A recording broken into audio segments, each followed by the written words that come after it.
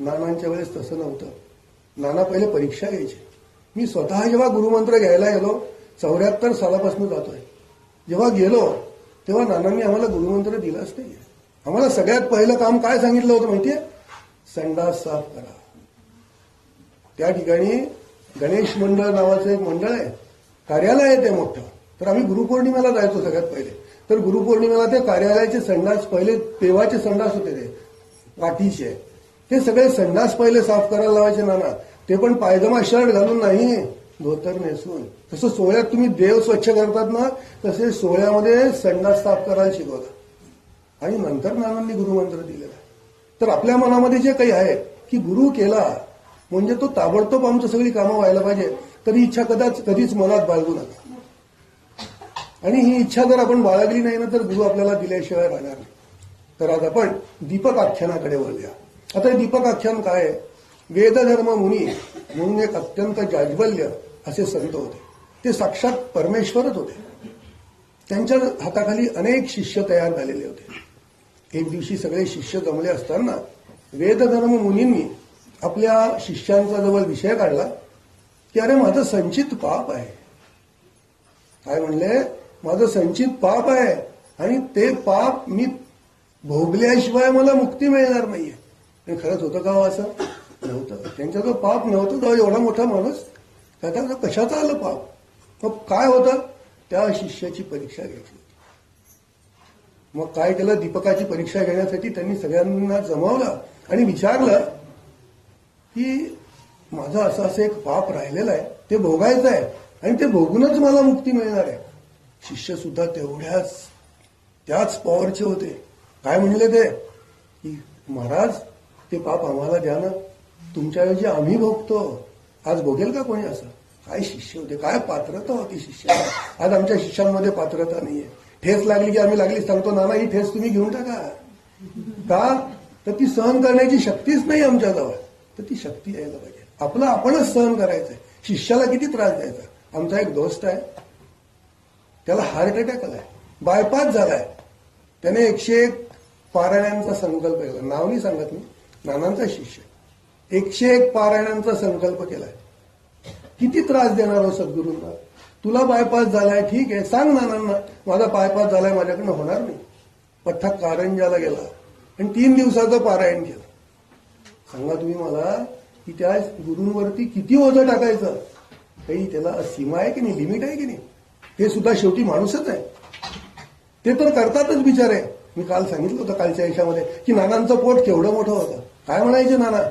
अरे या सगळ्यांचं मीच घेतलंय, त्यामुळे माझं पोट एवढं मोठं झालेलं आहे. मग आपण गुरुला सुद्धा त्रास द्यायचा नसतो. छोट्या छोट्या कामाकरता गुरूंची विनंती नाही करायची. गावाला निघालो, जागा नाही मिळाली गाडीमध्ये, नाना गावाला जातोय, लक्ष असू द्या, तुम्ही चला घेऊन. नाना येतात हो, तुमच्या जागेचं पण काम करतात. पण त्यांना किती कष्ट होत असतील त्याचा आम्ही कधी विचारच करत नाही. आमची ताई नुसती जामनेरातल्या जामनेरात तिथे येते तेव्हा सुद्धा सांगते नाना मी जरा जाती अभयच्या घरी बघा, लक्ष असू द्या, रस्त्यामध्ये माझ्या अंगावरचं सोनं कोणी ओरबडून नका घेऊ देऊ. नाना बिचारे तिच्याबरोबर हात धरून येतात हो इथपर्यंत. किती दयाळू आहे. हे दीपकाचं सुद्धा तसंच आहे. वेदधर्म मुनी म्हणले माझं हे सगळं पाप आहे, संचित पाप हे मला भोगायचं आहे. काशीला जाऊन माझ्याबरोबर या. कोण येतं? मला महारोग होणार आहे आणि 21 वर्ष तुम्हाला सांभाळायचं आहे. मला आहे का कोणी तयार? जो सच्चा असतो तोच पुढे येतो. तो दीपक आला पुढे आणि दीपक काय म्हणाला?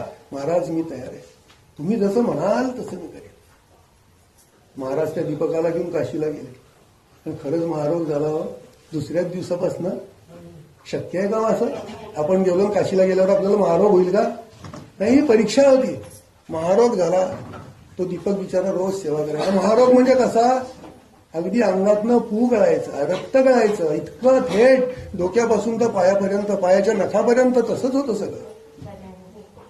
दीपकांनी सेवा केली. रोज पुसून काढायचं, गंगेवर न्यायचं, आंघोळ घालायची.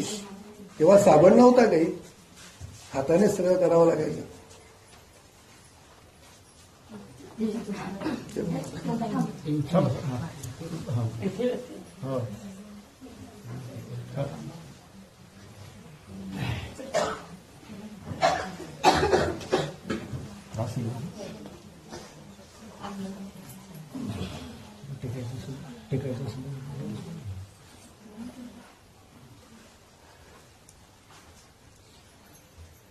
मग दीपकाने कबूल केलं, तो गेला काशीला.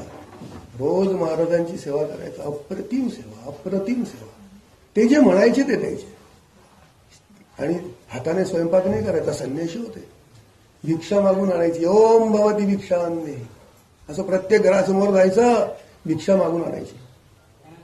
आज अमुक भिक्षा आणली की ते वेदधर्ममुनी फेकून द्यायचे. अरे आज तू माझ्याकरता गोड काहीच आणलं नाही.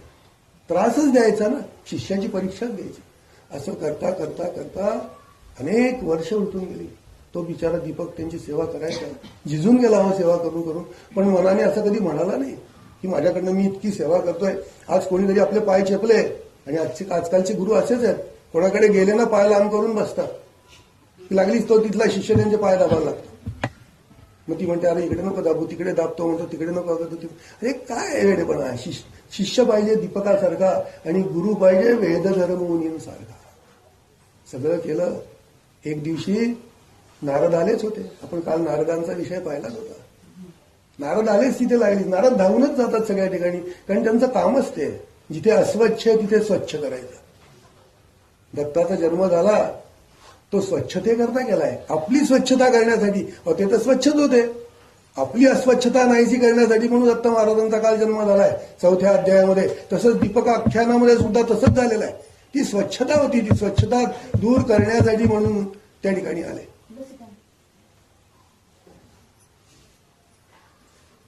सेवा केली केली. महादेवाला समजलं, शंकरांना समजलं. शंकर आले. शंकरांनी दीपकाला विचारलं काय पाहिजे तुला, काय करतोयस तू. म्हणजे गुरुची सेवा चालली आहे, खूप करतोय, सेवा करवून घेत आहेत. मी कोण करणारा. दीपक काय म्हणतोय, मी कोण करणारा, ते करवून घेत आहेत. माझ्यात काय ताकद आहे. आज आपण सगळं म्हणतो मी करतो मी करतो, आपल्यात काहीच ताकद नाही. आपला करून घेणारा करता करविता सद्गुरू आहे. तोच करवून घेतो आपल्याकडनं. आपली आहे का ताकद. आपल्याला डोळ्यांची पापणी कमी जास्त करायची सुद्धा ताकद नाहीये. तो देतोय म्हणून, त्याची शक्ती आहे म्हणून आपण हे सगळं करू शकतो. महादेवाने सांगितलं वर माग. दीपक म्हणाला वर देणारे तुम्ही कोण, काय अधिकार आहे तुमचा, आणि तुम्ही कोण, तुमचं माझं नातं काय. मी तुमचं नाव सुद्धा घेत नाही, तुम्ही का आलात मला द्यायला. तसंच आहे ना, एखाद्याचं नाव घेतल्यानंतरच तो येईल की नाही. दुसरा आला तर आपण म्हणतो तू काय आला, मी तर त्याला बोलवलं होतं. पण दीपकाने कोणाला बोलवलंच नाही. तो फक्त गुरूंचं चिंतन करायचा, गुरूंनी सांगितलेलंच कार्य करायचा. त्या काळामध्ये दीपकाने नामजप पण केला नाहीये, फक्त सेवा. सेवो परमधर्म, हाच फक्त त्याचा प्रकार होता. त्याने तेवढंच केलं. असं करता करता करता महादेव म्हणाले की तू माग माझ्याजवळ. नको, काहीच नको, माझे सद्गुरू सांगतील तसंच मी करेन. मग म्हणे सद्गुरूंना जाऊन विचार की काय पाहिजे, काय वर मागू. गेला दीपक गुरूंकडे. गुरूंनी सांगितलं अरे काय वर मागतो त्याच्याजवळ, तुला सेवा करायची नाही का माझी. नाही म्हणे मी असा वर मागतो की तुमचा रोग बरा व्हावा. नको नको, अरे मला भोगायचंच आहे, मागू नको त्याच्याजवळ वर. नाही मागितला. आला परत आणि महादेवांना सांगितलं की मला वर नको आहे, तुम्ही जा. माझा सद्गुरू जेव्हा सांगेल तेव्हाच मी वर मागेल. गेला तो. तपश्चर्या वाढलेली होती, तेज वाढलेलं होतं. आणि किती तेज, सूर्याला झाकून टाकेल इतकं तेज दीपकाचं झालं होतं. गुरुचं किती असेल. हे तर साक्षात सूर्यच होते. पण त्याला सुद्धा गुरु काय म्हणतात माहितीये का, गुरु हे आपल्या शिष्याला तात्काळ आपल्यासारखं बनवतात. पण केव्हा शिष्य त्या तोडीचा असेल तर. आहेत असे शिष्य गुरुसारखं तात्काळ बनवणारे गुरु पण आहेत, आणि तसे शिष्य पण आहेत जे गुरुसारखे बनले. मग महादेव गेलेवर विष्णूंना सांगितलं अरे भगवंता, तो दीपक बघ काय कष्ट करतोय, त्याच्या गुरूंची सेवा करतोय. किती सेवा आहे, अप्रतिम सेवा आहे, असं कोणी करणार नाही. विष्णूंना अचंबा वाटला की अरे आपण जायलाच पाहिजे. शार्डग्य धर म्हटलंय त्याला, शार्डग्य धर. आले हातामध्ये चक्र वगैरे घेऊन आले, उभे राहिले समोर. दीपकाला म्हणाले दीपका अरे किती सेवा करशी, झिजून गेलास तू. दीपक म्हणाले नाही, अजून तर राहिलंय, अजून तर 21 वर्ष व्हायची आहेत. गुरूंनी 21 वर्ष सांगितली आहे, तोपर्यंत तुम्हाला सेवा करायची आहे. आणि नंतर गुरु चांगले होणारच आहे, मला खात्री आहे. काय काय त्याचा मनामध्ये ठाव होता की माझा गुरु जे बोलतो ते सत्यच बोलतो, तो असत्य कधी बोलणारच नाही.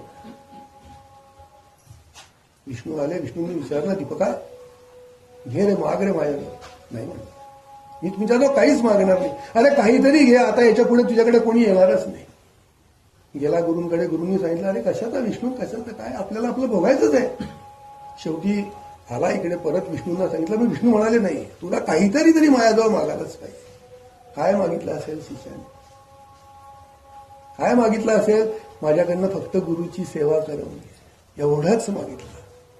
माझ्याकडनं माझ्या गुरुची सेवा करवून घे, एवढंच मागितलं. दुसरं मागितलं नाही. माझ्या गुरुला बरं कर किंवा मला गुरुची सेवा करायची ताकद दे, हे पण मागितलं नाही.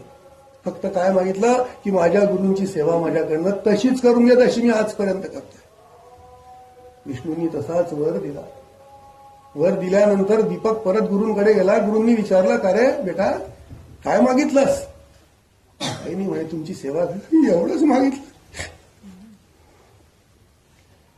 गुरु तात्काळ बरे झाले, तात्काळ बरे झाले गुरु. एकाच सेकंदात हात ठेवला डोक्यावर. दीपका सारखा शिष्य होणार नाही, असा शिष्य आणि असा गुरु असं होणार नाही. मग दीपकाचं आख्यान काल आपण राहिलं होतं. दीपकाला त्यांनी वर दिला. दीपक सुद्धा त्याच्यानंतर खूप मोठे सद्गुरू पदाला पोहोचले. दीपकाचं आख्यान या ठिकाणी आपण आज पाहिलं.